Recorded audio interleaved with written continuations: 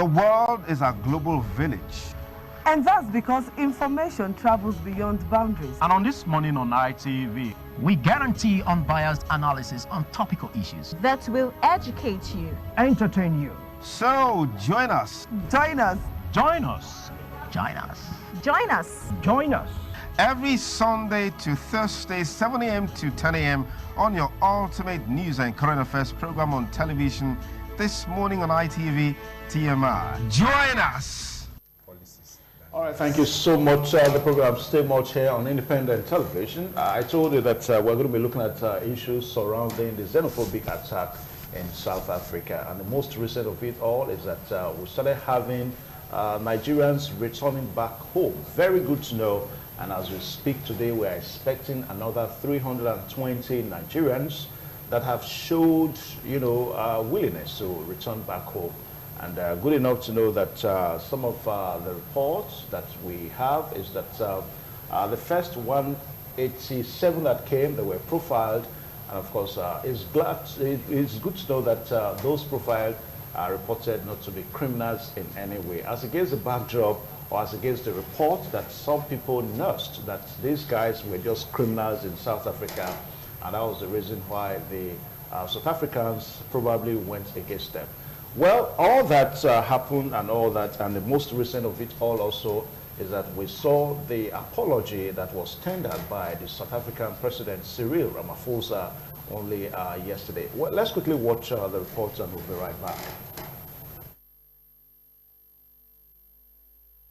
The special envoy from South Africa, Mr. Jeff Radebe, tendered an apology to President Muhammadu Buhari at the State House in Abuja and advocated for stronger bilateral relationship between the two strong African economies. The envoy also conveyed the government of South Africa's determination to protect the lives and property of foreign nationals legitimately working and doing business in South Africa. Mr. Radebe, after his visit to President Buhari, addressed a press conference and expressed sincere apologies from South Africa.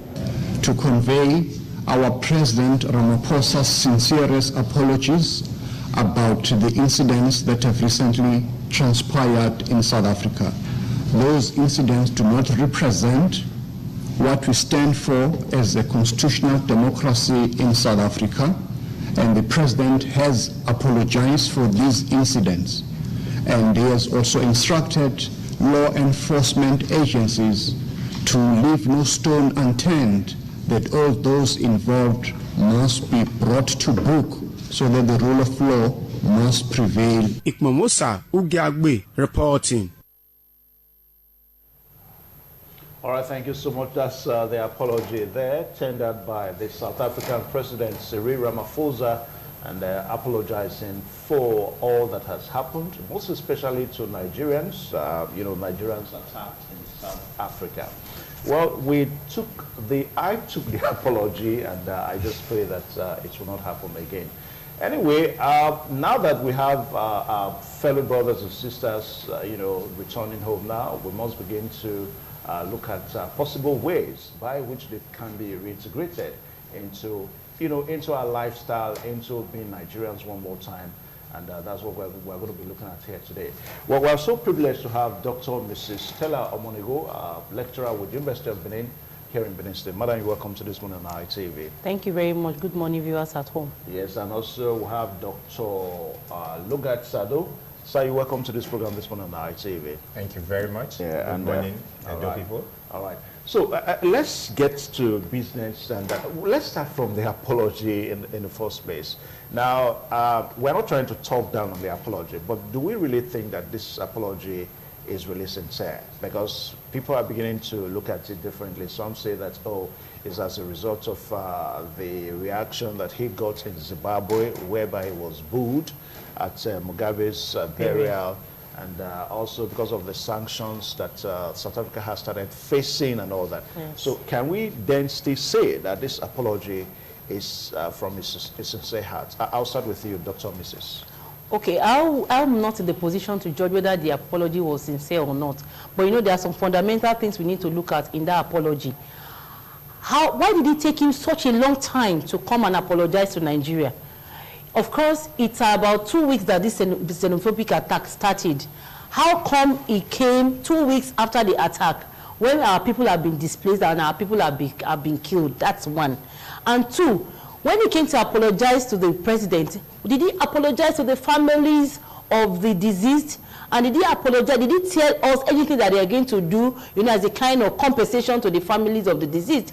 He did not. So I just feel that he was just trying to, fulfill all righteousness so that the world will just see that he has come to apologize. To me, it's not sincere enough. And in his apology, he also did not say the plans South African government has put in place to stop this xenophobic attack permanently. Don't forget that it happened in 2005, in 2008, and nothing happened. It happened again in 2015. A lot of people died. Then this one. How long are we going to continue? And they tell us that they're apologizing.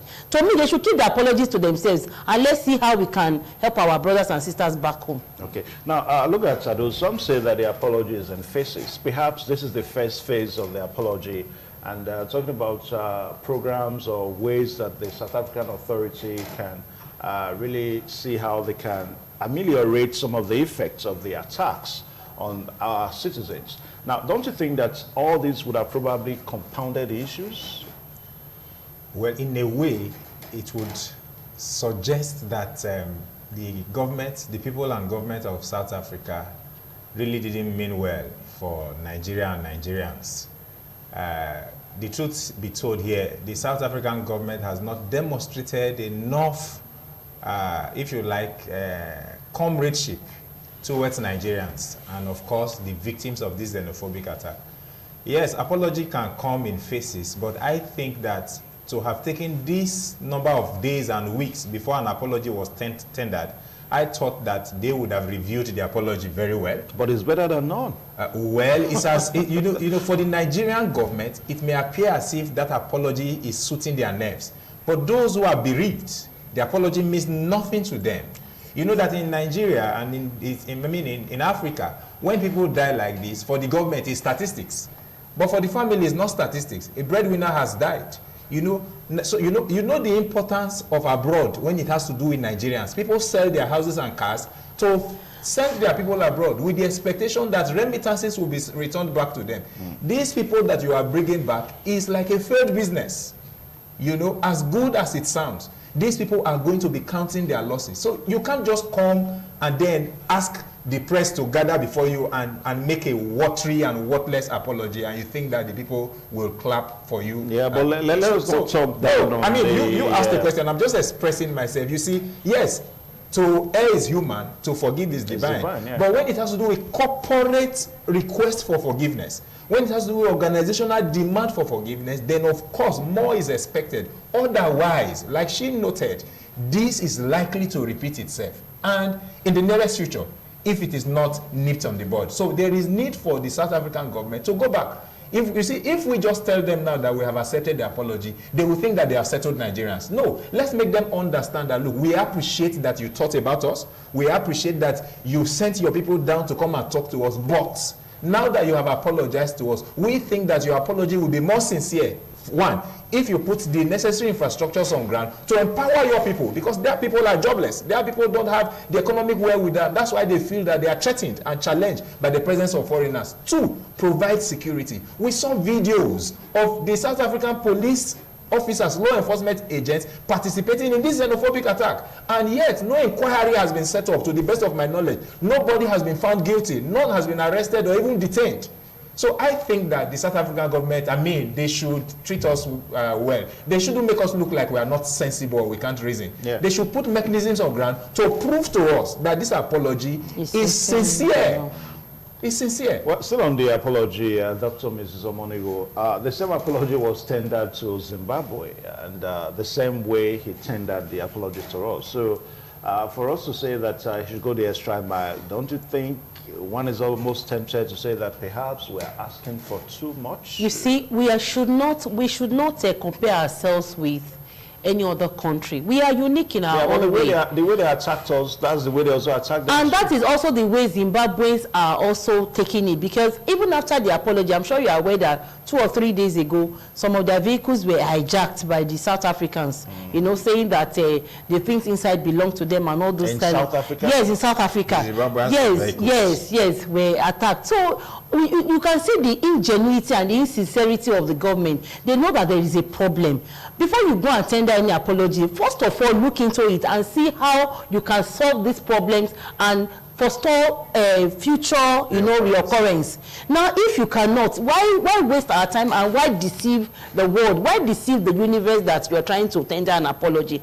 And also, in addition to that, when they came to Nigeria to come and tender this their so-called apology, if we had seized them in their hotels and we had killed them, how would they have felt? No, but we could and look at no, you know why? Few months ago, about 2 months ago, a deputy director went for a conference in their country and was killed in a 5-star hotel, in the hotel there.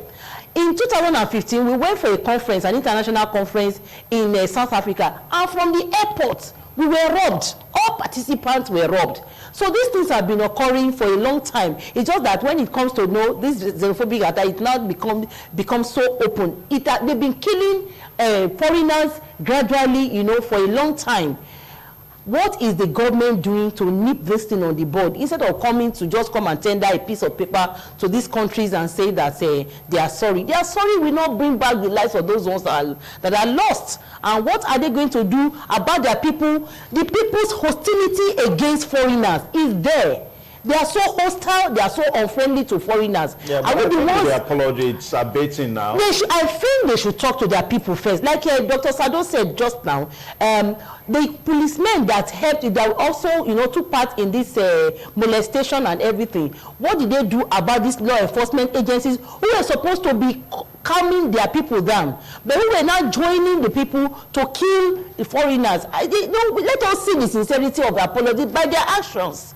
By their actions, we have not seen any form of sincerity in their apology. Okay. That's it. Okay, now let's get to the business of the day, talking about the challenge of reintegrating these returnees. The one we had last, 187, and we were told that the first thing that the federal government had to do through the office of Abike Erewa Dabiri, who is the executive director of Nigerians in Diaspora Commission. Now, they have to profile these returnees, and they were given SIM cards worth of 40,000 naira airtime and some megabytes, and I think that's a good start, you know. Now, let's talk about reintegration. Now, the greatest challenge is perhaps from where to start from. Start from on the parts of the federal government, and where to start from on the parts of the returnees. Now, how do we go about this, Dr. Sado? Well, thank you very much. I needed to just make one remark, first of all, on the apology issue. You see, the South African government have taken the lead by apologizing to Nigerians and to Nigeria. But I also think that the federal government should apologize to Nigeria. They should apologize to us for, first of all, telling us that no Nigerian was killed in the xenophobic attack, for lying to us and deceiving and misleading Nigerians.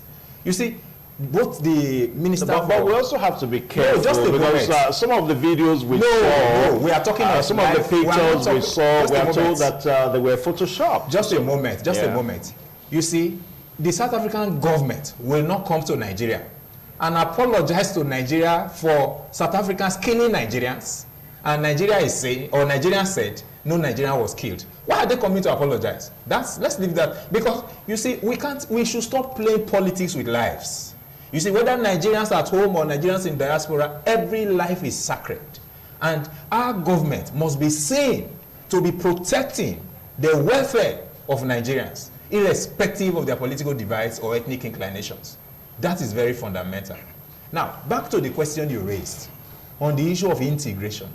We know that integration is quite difficult. However, it is something that humanity has lived with over the years. From time immemorial, people come in and go out. And when new people come into an environment, they are incorporated into that society, into that environment, and such that they are given a life. That life is what in present term you refer to as naturalization, for instance, citizenship and all the like. These are not foreigners, these are Nigerians. Yeah, so they are not asking us to naturalize them. They just want to be incorporated. And there are 5 facets of integration. We have cultural integration. We have social integration, we have economic integration, we have political integration, and religious integration. So where do we start from? Therefore, there is need for us to begin from the perspective of the social integration, acceptance. These people must be accepted in love and with love. These people must be seen to be part of our system and our existence. And they should not just read on the pages of the newspaper that Nigeria is interested in them. They should experience it. And one way to experience it is that, look, these people have returned. They are homeless as it stands. Permit me to say that they are, well, externally displaced persons, permit me to say, displaced from abroad, now they are in Nigeria. They need to be rehabilitated. And that means that there is need for infrastructures to be provided for them. The provision of infrastructure can take different forms and different shades, but the government must play a primary role until these people gain their feet and are able to stand. This is because we are very familiar with Nigerians in diaspora, especially those who went to Libya and could not cross from Libya to Europe and were brought back or were encouraged to come back and they returned. And we do know that a good number of them, if statistics is anything to go by, are from Edo State. I would also not be surprised that a substantial number of those people returning from South Africa may be from Edo State. No, they are not from Edo State.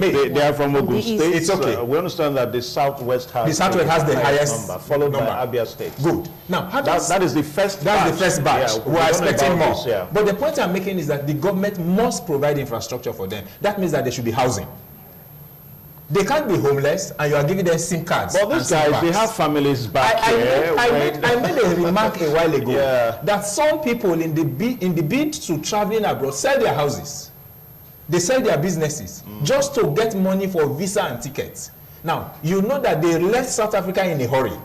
That means that whatever resources they had, they have likely abandoned those resources in South Africa. Unprepared. Unprepared. Yeah. So it's like a repatriated person who you just picked on the streets and you deport back to his home country. If that is the case, then you can be certain that these people need a place to sleep, to think well, and to strategize on the next line of action. And that means that there should be what I refer to as a short, a medium, and a long-term approach to this integration. The immediate approach now is that let's get them where to stay, let's get food for them to eat. That means that NEMA must be saddled with that responsibility. You see, the director in charge of diaspora, Nigerian state diaspora, should not be in a hurry to give them phones and SIM pack and SIM cards and send them away. Okay, let me pause you and come to Dr. Mr. Monigo. Now, I think we also need to look at it more, dispassionately. Now, how do I mean? You understand that when we had the Libya returnees, and particularly those from Edo State, and they were being profiled, and the state government had to attend to them and all that. Now, we started hearing of some pockets of reactions here and there. Some people saying that we back at home, the government has not attended to us, much less of people that left this country, went to bring shame to us and all that. I think we should begin to reconscientize ourselves, because he talked about social reintegration. He's a sociologist by profession. Exactly. That was why he could really expand on that. But I want you to pick it up from there. Okay, thank you. I would like to differ from him a little. That's on the fact that these people, like you said before, have families in Nigeria. Yeah. I agree to the fact that some of them must have been away from home for a number of years, maybe 30 years and above. But that does not negate the fact that they have families here in Nigeria. That's on one aspect. And secondly, from what we have seen from the Libya returnees, if these people are hearing us this morning, I have an advice for them. We don't have to put everything on government, and we don't have to wait for government, because the more we wait for them, the more they will not do anything. So what is the way forward? So. You know why? There was this, let me tell you, I have to read. So hold on. Because there was this research he did sometime in January, where they had to, interview Libya returnees, and they called them, to ask them how they have been faring and how they were reintegrated into the society since their return. And in fact, the results, their findings were alarming and were heartbreaking. Yeah, that research was sponsored by the Edo State government? Yes, it was very, very heartbreaking because I was much into it. So, you know, following from there, I would just want to advise these people two ways. We advise ourselves as those of us in the house, and then the returnees. For the returnees, we should not wait for government to do anything for us. Just assume that you are not, nobody is going to help you. You need to find a way out. And instead of them being given 40,000 naira recharge card and MB, that's a lot. You could add that 10,000 naira of market women money to make it 50,000, and let's say that at their arrival you are giving each of them 50,000 naira. Starting a business with 50,000 naira, a petty business with 50,000 naira, we go. We go a long way. They need to make calls, make contacts. Let me tell you, you could have a central phoning system where they could contact their family. You could have that, because starting by giving them a phone and a recharge card of 40,000 naira is already starting them on the luxury aspect, the luxury, and that's very dangerous. Giving somebody a phone and a recharge card of 40,000 naira, the person will be expecting you to give him 400,000 naira later to start life.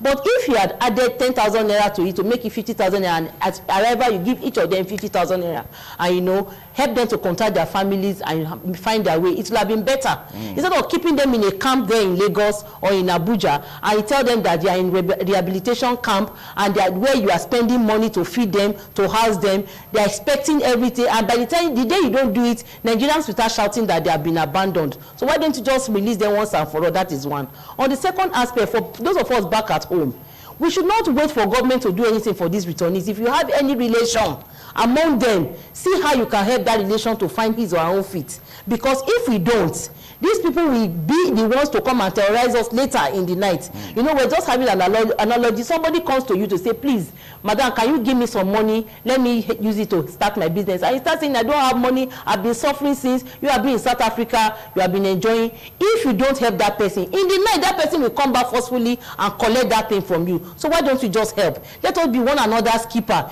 When we're talking about great government, great nation, it is not only about government helping the citizens. Citizens who are well-to-do should help them. Say, look at the managing director of Airpeace. Yeah. He brought out do you know how much aviation fare costs? But he brought out this Boeing 77 is a lot of money. Look, to go to South Africa, a return ticket to South Africa is about 250,000 naira, 250,000 if you book in time. And you can imagine him lifting about 600 people free of charge.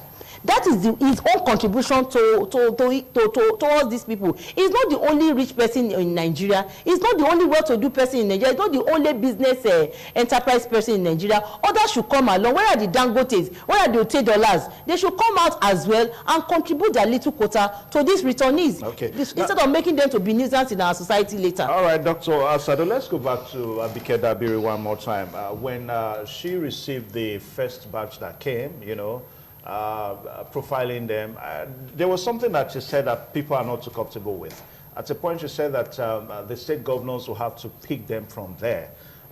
With time, as this discussion goes on, we should be able to have the numbers. As we speak now, 128 people from Ogun State, so Ogun State is said to have the largest for the first batch that returned. Now, Abike Dabiri now said that the state governors will pick it up from there. For some people, this is a national issue. It ought to be a federal government responsibility. That's on one side. Then on the other side, the question is how these state governors, are they really ready to handle this kind of issue at this time? You see, it boils down to the issue I raised earlier on. Government's basic and primary responsibility is on the welfare of her people, whether at the national, state, or local government level. Now, I think that the federal government is in a hurry to release these returnees back to their places of origin or states of origin. Yeah, but they come from states. Yeah, but I agree. I am saying that they are in a hurry because, as it stands, like you noted, this is a national issue. Yeah. And at the moment, the federal government should take responsibility for helping these people to settle down first. They need to settle down first. And now, in settling them down, there are certain things that you must put in place. I talked about housing. which is also important. Then, of course, the issue of profiling. Profiling is not only on criminality. You also profile people on their health status. You profile people, for instance, on their academic status. You do a lot of profiling. So what is the level of profiling? You don't stop at that. For instance, if some of these will have very bad health issues that have the tendency to affect a large number of persons, would you just expose the entire population by releasing them to their states and those places? So I think that the government should sit down. You see, oftentimes we do things with fire brigade approach. We really do not calculate to do the things that we do that will ultimately benefit the totality of Nigerians. So number two, outside the fact that we should do a complete profiling, then of course, once you are able to identify the gaps that these people have, then you find a way to meet these gaps. Then you call for partnership.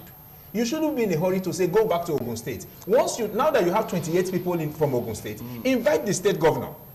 If you have people from Delta, invite them to say, look, we now have a roundtable discussion.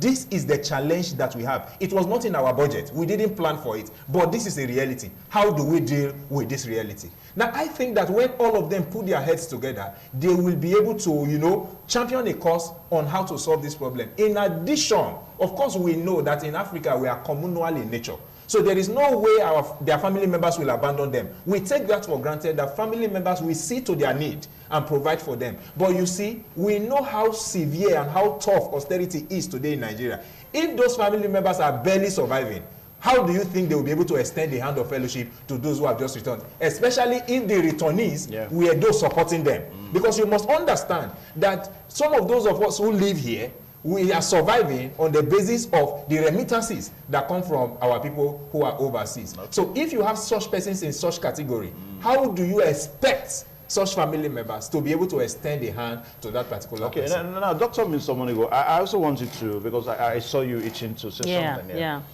I would just like to, talk about from where he said, he stopped. I would like to pick it up from there. The most effective way of reintegration, according to sociologists, it's the communal reintegration. And that's the most effective. Now, when you're talking about federal government being in a hurry, you are talking about an ideal situation. You and I know that the situation here in Nigeria is not ideal. No, but we cannot say we are talking about an ideal situation. Now like I told you before, we've had returnees in the past. And it's just an advice to these returnees. Instead of waiting for federal government and then you start quoting law that is an ideal situation is supposed to be here, look for a way to help yourself. Now listen, sir. These South African returnees were attacked in South Africa because of their hard-working nature, because of their industrial, ability to be able to gather wealth, work hard. So that means that it's on record that most of them are very hardworking. And if you are hardworking and you have been making money, maybe whether you are living in a hurry or not, and so I noticed that most of them had some luggages with them, and that means that they will have picked 1 or 2 rands of money, to come back with.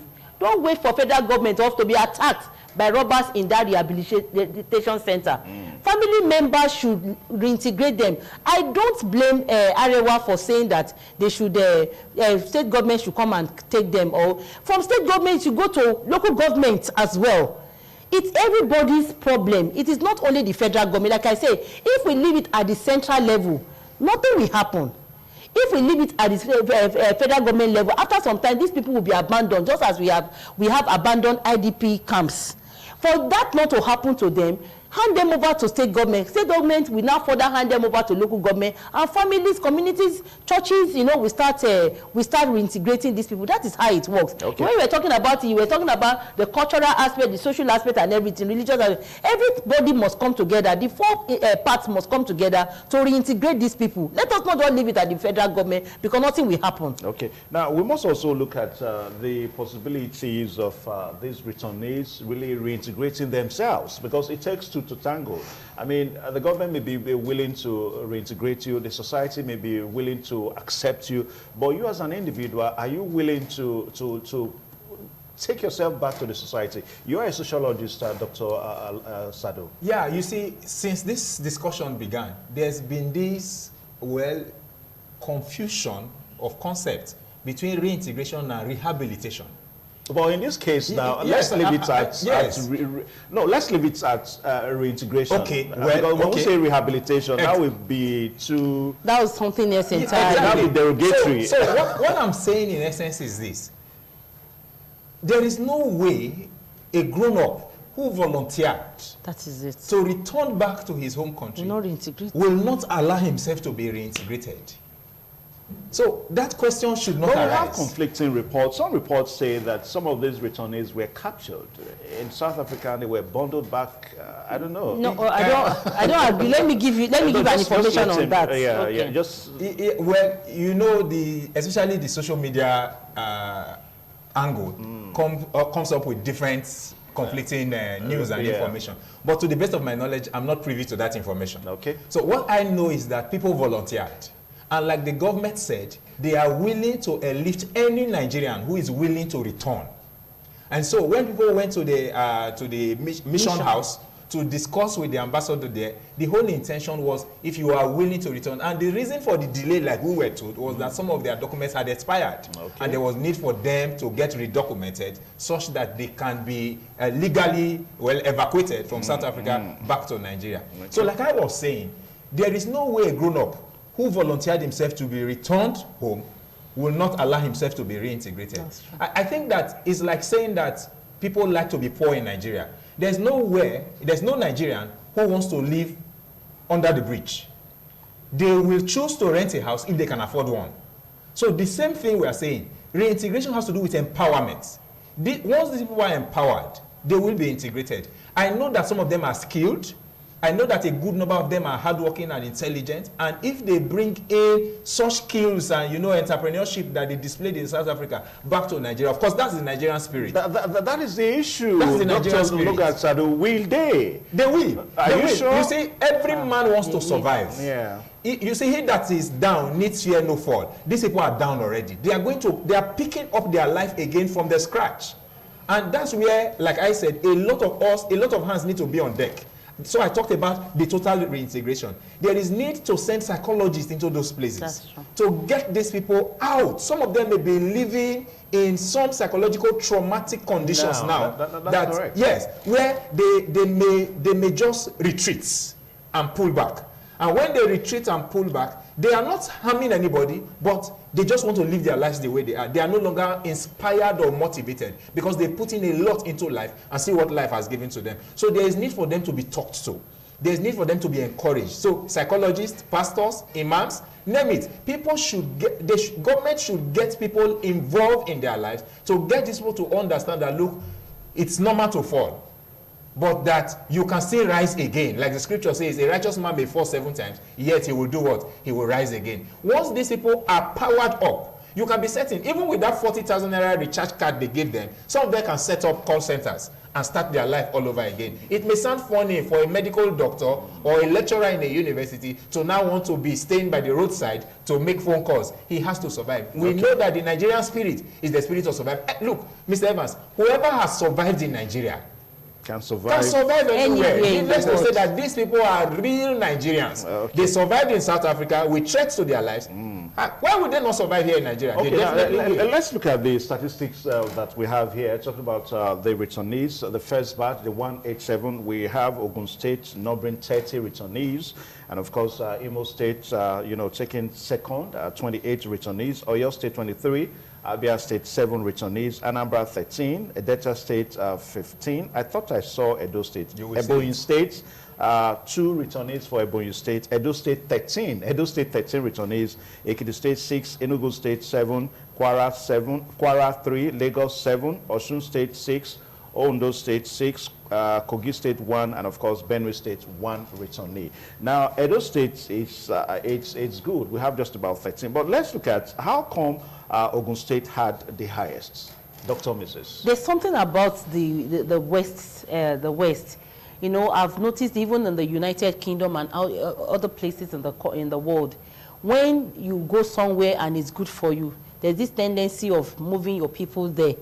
One, for education, they are very good at that, and then for business. So I'm not surprised that the West is winning in this, is leading in the first one. Yeah. I'm sure by the time we have the returnees of today, we'll know, it will increase. But we'll be having most of them as Westerners. That's because, there's this kind of communal life they live. When it's good for you, I invite my brother, and then we go on like that. But, as a matter of fact, it's a good thing that the numbers are not so outrageous in each state. We've not had like 200 from each state. But even at 200, it's still a kind of manageable figure that the state governments can handle if nobody handles. I just wanted to give an information when Dr. Sado was speaking. These returnees were not poor in South Africa. The major reason why they were being attacked in South Africa was that they were rich. And they were not keeping their monies, most of them were not keeping their monies in their house. In fact, I saw one social media, interview when somebody was saying that, let's go home, our money is in the bank, anyhow we'll get access to our money. One of them, a tailor, said he had 2 or 3 houses in South Africa, that his friends will help him to sell the houses and send the money to him. So most of these people have things to fall back on. The first thing for them is that let's get back on first alive, and then other things will follow. I think what we should be talking about is that this Arewa and the Nigerian government should help them to see how they can facilitate and expedite their getting back their monies in the bank in South Africa, and liquidating whatever is there to get back to them, to get to them safely. Not that when they come here they will not start taxing the money again. I think that's what we should be talking about. As for reintegration, they were the ones who volunteered, and these are people that are judged, hardworking. I think they know what they are going. They've been hearing stories from home. They know what they are going to face at home. I'm not expecting any of them to be 100% dependent on Nigerian government to help them get back on their feet. They are ready for whatever the life gives them, but I want to call on Nigerians that we should also not leave them to your tent, O Israel. Thank God that these ones are lucky to have returned back home safely. We should all come together as Nigeria, one Nigeria that we know, to help them find their feet. Okay, Sado, as we comment this end now, the closest we have to north is Benue State and Kogi, and those 2 states just have 1 returnees each.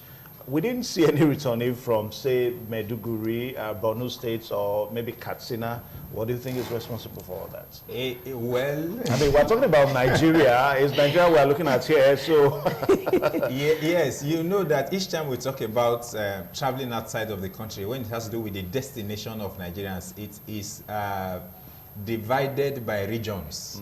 If, for instance, we had problem, for instance, in Saudi Arabia, the statistics will be different. In the north? In the north. Okay. Yeah, you will have more people in the north returning north from Saudi Arabia than you would have naturally in the south. So I think that that's basically it. It depends on what the country and what is attracting them. So it's not uncommon for it. From time immemorial, even returnees from Italy, from Libya, from Morocco, from Niger, you hardly find from south. Yes. Yeah. Even when Niger is very close to the north, but you find more of people, more people in the south than even those in the northern part of it. But coupled with the fact that the Southerners travel more. I mean, by records. They are more exposed. By records, travel more than the Northerners. So naturally, that will just give us out. Okay, gentlemen and our lady here, let's really talk to these people. We expect to have them by 12 noon this afternoon. By 12 noon, they are expected to touch down at Muritala Mohammed International Airport in Lagos. So let's talk to them one more time. Talk to their relatives and talk to Nigerians so that we can really receive them. Dr. Mrs. Yeah, this is not the time for them to be crying or any time for regret. You know, irrespective of how much they will have invested in their journeys to South Africa, I think when they come back is a time to rejoice, because so many people went and did not come back alive. So many people, they could not even get their corpses to come and bury. You know, so it's a time for us to first of all rejoice, and therefore their family members to thank God that these people have come back alive. And then having come back is a time also for them to immediately start thinking, what can I do to make my life better so that I don't live below a normal condition of living. And I think we should also talk on the possibility of them going back to school. I mean, for those that are not educated. Yes, Yes, going back to school, I agree with you, but you see, one step at a time. We're just talking about it. When you're talking about integration, it's one step at a time. He started with housing. Social, yeah. Now, when you talk about housing, you try and see how you can acclimatize and adapt to that environment, and then you get something to eat. It is only when you have food to eat that you now be thinking of how to pay school fees. So I think it's going to be a gradual process. For now, let's see how they can find their feet back in Nigeria. Okay, Dr. Sado. Well, brothers and sisters, as you return back to Nigeria from South Africa, welcome home.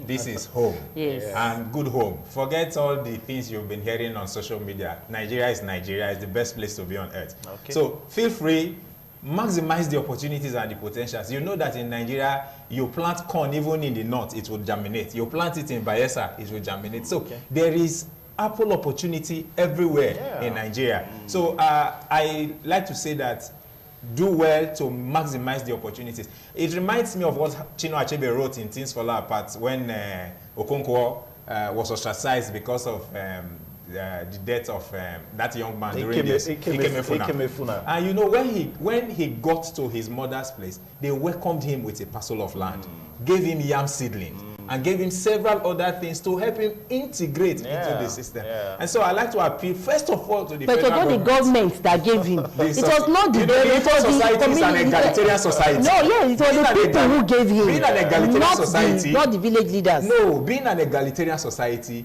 the family is the head of that political unit. In this case, the family as Nigeria. Nigeria now is the family. First of all, Nigeria, give them something to take off with. Nigerians, all of us. Ogun State, Edo State, give them something to take off with. Local government. And then back to the families. And then, of course, the churches, the mosque, and all the others. Let's help these people to reintegrate and become part and parcel of this great nation. All right, thank you so much, Dr. Mr. Monigo Stella and Dr. Logat Sado for finding time to join us today. Most especially, I have to talk to airport officials, those working at the Murtala Mohammed International Airport. Please don't stop asking what did you bring for us. With all arms open. They are Nigerians. Accept them and welcome them. Don't be hostile to them. And independent television and radio, we're going to be bringing you detailed reports as the return, most especially on our news this evening at 7:30. Well, thank you so much for joining us on this program. Thank you for having us. Thank you.